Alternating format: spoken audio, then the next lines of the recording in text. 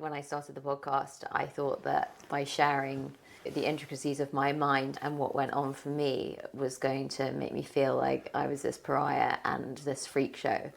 And the more conversations I have, the more that I just realize that the human brain is so fascinating in how it works and how it works so differently in everyone. And we can find crossover and overlap. But ultimately, none of us are ever alone in our struggles.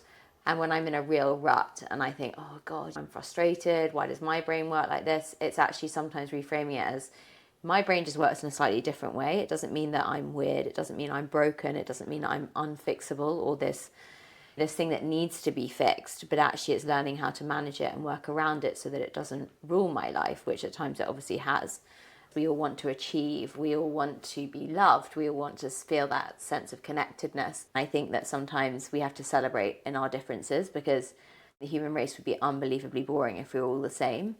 And one of my main learnings this year is about how we deal with that sense of doubt, because ultimately with OCD, when you struggle with OCD, you are crippled by doubt, and at times it can become so paralyzing.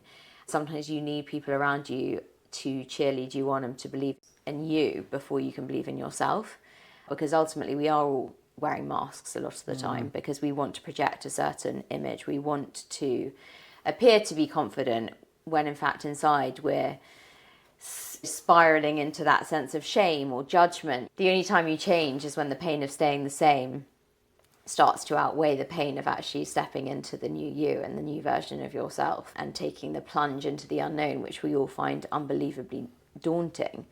He was like, the thing that causes you the most pain in life will be the thing that you're most admired for on the outside, because that's the thing quite often when you have something like OCD, which really keeps you in this mental sort of an internal cage, as it were, because you have to do X, Y, and Z because you feel like if you don't, then the whole world's going to implode. You just thank you so much for helping me understand the way that my mind works, because I never really realised what was going on, and actually in you sharing it, it's giving me the courage and the confidence to realise that maybe I'm not so broken, and I'm not such an outcast, and the way my mind works isn't just so abnormal and weird. Because I think when you have all these intrusive thoughts, and particularly when you're spiraling alone, and let's be honest, anyone with a mental health struggle tends to hibernate and they tend to retreat into themselves, and that sense of feeling connected really dissolves very quickly. A really helpful tactic can be reframing fear as excitement.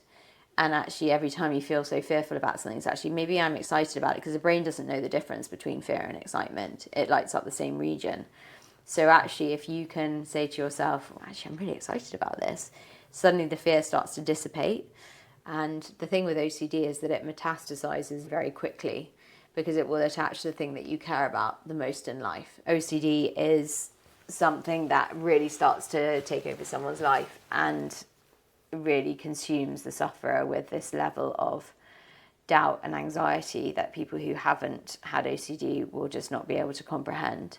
So something I really want to start having a conversation about, which some psychiatrists are definitely starting to talk about, is the fact that are these labels actually as helpful as we think they are? Because the DSM, which is the Diagnostic Statistical Manual, which is basically what psychiatrists will refer to when they're diagnosing someone, it's just getting bigger and bigger, because the number of symptoms, the number of diagnoses now is just expanding so rapidly. And the problem that we're facing now is that so many people are being diagnosed that actually the people who really need the help and the resources are not getting them.